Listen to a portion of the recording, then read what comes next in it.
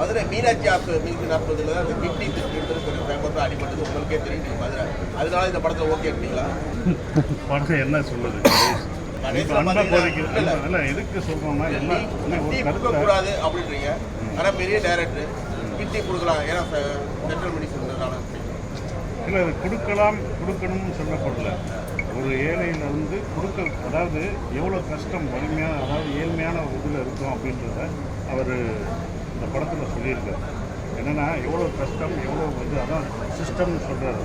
அனைத்து வரைக்கும் செத்தாலும் பரவாயில்லன்னு முடிச்சிருந்தா நல்லா இருக்கும். அப்படி கிடையாது. கடைசி அவர் சொல்கிறது மனிதம், அந்த ஹியூமனிட்டி தான் வேணும். என்ன இருந்தாலும் பழி வாங்குறது ஒரு அதிகாரம் ஒரு தட்டை கையில் கொடுத்தா அந்த அதிகாரத்தை வச்சு நம்ம பழி வாங்கக்கூடாது.